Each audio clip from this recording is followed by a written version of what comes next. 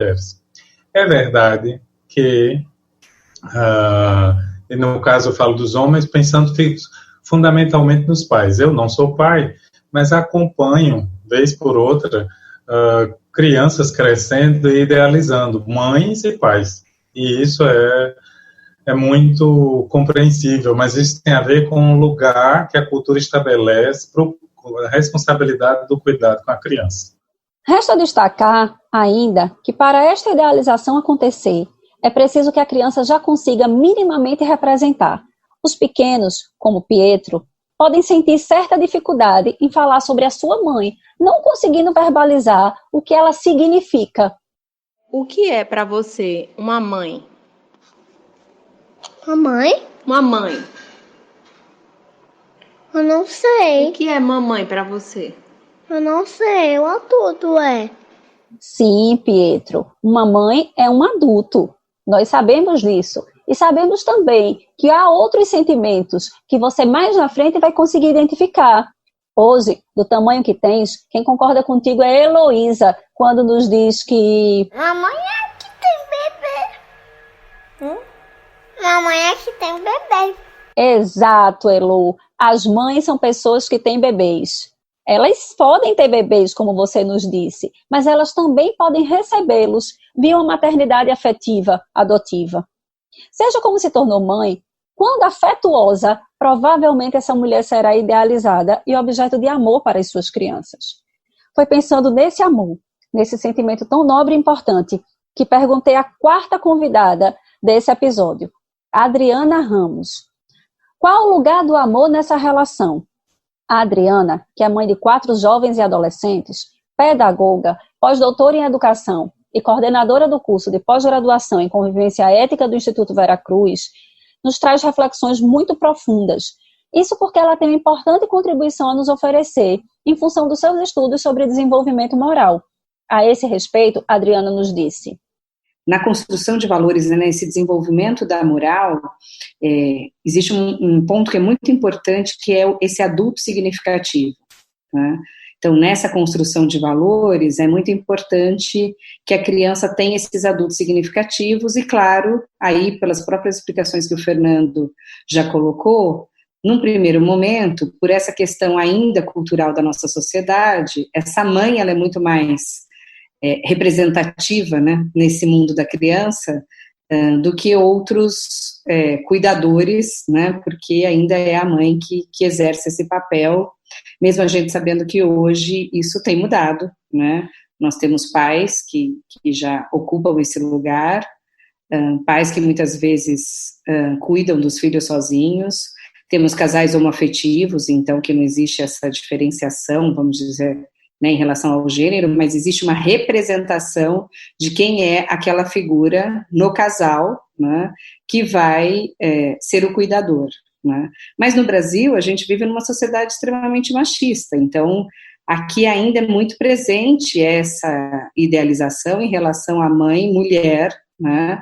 E também é uma questão da nossa realidade. Nós temos a maior parte das crianças que são educadas exclusivamente por mulheres, ou mães, ou tias, ou avós, né?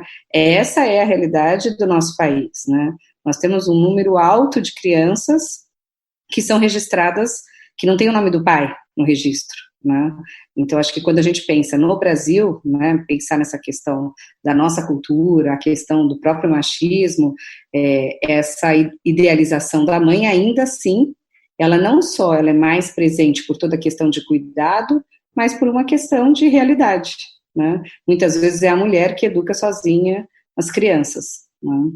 Então, quando a gente pensa nessa questão da psicologia moral e desse desenvolvimento, como o Fernando disse, essas representações de si, elas vão se formar a partir dessa inter-relação, em como eu quero ser visto, e aí, claro que entra, né, a expectativa desse primeiro educador, né, que é a família, né, essa primeira instituição educadora, que é a família. Então, como eu gostaria de ser visto, mas como eu sou visto pelo outro, né? Então, essa inter-relação em que, claro, quando as crianças são muito pequenas, elas, como disse o Fernando, não têm, né, essa capacidade de representação, mas conforme elas vão crescendo, em que é possível já o jogo simbólico, elas já conseguem, isso vai ficando, sim, cada vez mais sofisticado, se a gente for pensar no adolescente, depois a gente na vida adulta, isso vai ficando cada vez mais sofisticado, então essa inter-relação entre como eu quero ser visto e como aquele adulto me vê, e a importância desse adulto,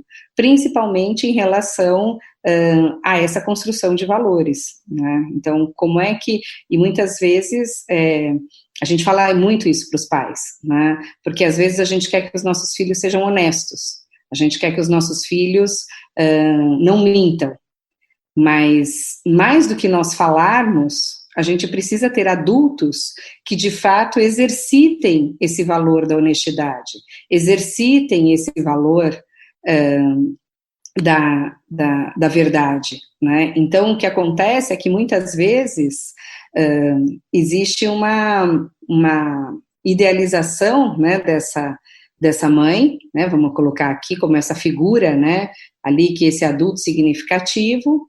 E muitas vezes, quando eles vão crescendo, né, e quando eles se tornam adolescentes, eles começam, pelo próprio desenvolvimento, a questionar as ações desse adulto que, como a criança pequena ainda é muito heterônoma, ou seja, essa figura, né, do adulto, né, moralmente, ela tem um peso muito forte.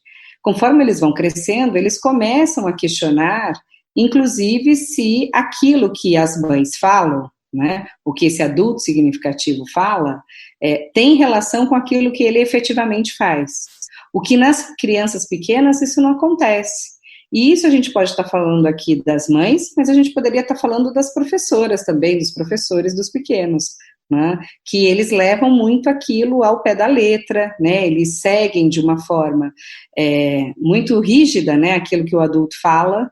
Por quê? Porque esse adulto, ele tem, de fato, um peso na constituição da personalidade dessa criança, e conforme ela vai crescendo, isso vai, claro, diminuindo. Por quê? Porque cognitivamente ele vai tendo uma estrutura mais sofisticada, ou seja, ele vai conseguindo compreender, né, relações entre aquilo que muitas vezes as famílias falam e aquilo que, de fato, ela faz, né?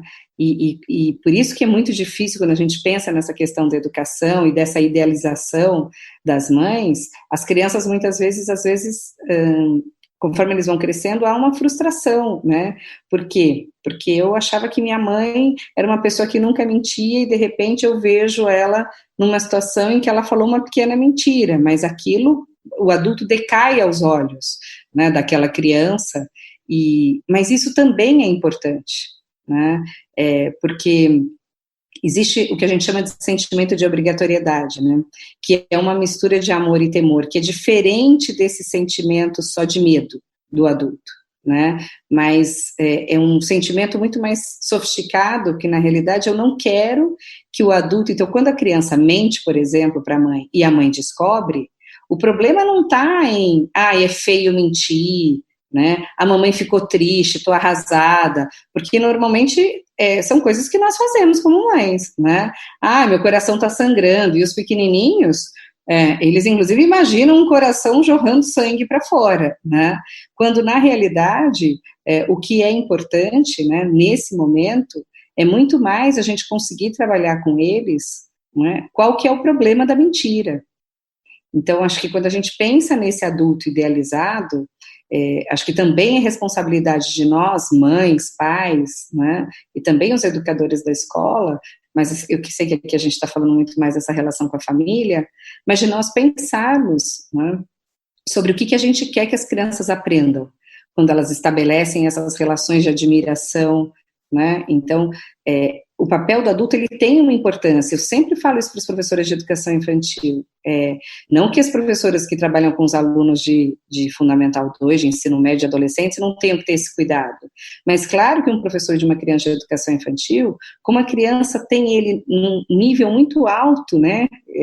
Ali ele coloca num patamar alto aquele adulto, ele tem que ser muito mais cuidadoso com aquilo que ele diz. E muitas vezes a gente não consegue diferenciar A gente acha que as crianças pensam igual a gente, mas sentem de forma diferente, quando na realidade é exatamente o oposto, né? As crianças ainda não têm condições de pensar como um adulto, mas as crianças sentem como nós. E muitas vezes a gente invalida esses sentimentos das crianças, né? E espera que eles compreendam situações que são do mundo adulto que eles ainda não têm condições, mas não é por mal, é só porque eles estão em desenvolvimento, eles ainda não conseguem, né? Mas conseguirão, dando tudo certo na vida deles, eles conseguirão. Agora, a questão da afetividade, né, quando a gente pensa nesses sentimentos, né, esses sentimentos iniciais, é muito importante nessa relação com o adulto. O que a Adriana chama atenção é para o papel do adulto significativo. Por isso que ela prossegue destacando como essa significação é construída falando de uma relação muito importante, que é justamente a do afeto, que leva a criança a admirar esse adulto e desejar ser como ele, idealizá-lo para projetar-se. É nesse sentido que ela nos leva a pensar que essa idealização, em parte que nos apavora, como ocorreu comigo no início desse episódio, é também demasiadamente necessária, justamente porque será o alicerce das relações de amor, temor que as crianças constroem com as suas mães. É desse modo, amando os nossos filhos e assumindo posturas generosas em relação a eles, que tendemos a educar crianças que nos idealizarão. A base dessa idealização é esse amor materno, que não precisa ser o amor de uma mãe ideal, mas sim o amor de uma mãe real, como nos disse Fátima Cruz. A gente sabe que nessas rotinas cotidianas, nessa dimensão da convivência informal, ela tem os referentes dessa mãe real que ela tem, né? Então, essa mãe real que é cheia de contradições, né? Porque ela é de carne e osso, né? Ela traz, na lida diária, ela deixa emergir a sua história pessoal também, a convivência que ela teve com a sua mãe, a convivência que ela teve com a sua família de origem, né? Então, isso transborda nos vínculos, por mais que a gente queira trazer uma arquitetura nova, né? Então, isso transborda até pela repetição. Claro que as mulheres mais que se trabalham ao desenvolvimento subjetivo, quanto mais ela tem clareza dessa repetição, desses papéis familiares que ela faz na relação com seus filhos, né, mais ela vai tentando remodelar e trazer parâmetros mais adequados, menos conflituosos, né, e mais adequados para o desenvolvimento das crianças. E é por isso que essa representação da idealização também, de certa forma, equilibra, né? Porque por mais que a mãe traga esses conflitos que ela transborda das suas relações familiares anteriores, né, a criança continua a ver com essa idealização. E aí a mãe real, né, ela não se contrapõe à mãe idealizada, elas convivem, né? É o que Moscovici, que é o teórico das representações sociais, ele chama da dissonância cognitiva, né? Que embora a realidade apresente o dado concreto, né, as pessoas elaboram como elas estão experimentando pelas suas crenças, né? Isso fica tão arraigado no sujeito, né, na pessoa, né, que ele se remete ao que ele idealiza, né?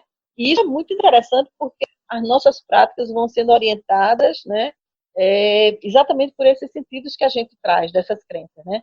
É por isso que encerro esse episódio falando desse sentimento. Não com as minhas próprias palavras, mas buscando ajuda no filósofo André Comte Sponville, que fez algo que eu jamais seria capaz de fazer. Falar dessa ambivalência dessa mãe ideal e dessa mãe real, de uma forma amplamente poética. Comte Sponville nos diz: as mães, em relação a seus filhos, possuem a maioria das virtudes que geralmente nos faltam, e que lhes faltam também. Ou antes, o amor nelas toma o lugar das virtudes, quase sempre, e as liberta. Pois essas virtudes só serão moralmente necessárias, quase todas, por falta de amor. O que há de mais fiel, e mais prudente, de mais corajoso, de mais misericordioso, de mais doce, de mais sincero, de mais simples, de mais puro, de mais compassivo, de mais justo. Sim, mais que a própria justiça do que esse amor. É então que Sponville prossegue. Não é sempre assim? Eu sei. Também há a loucura das mães, a histeria das mães,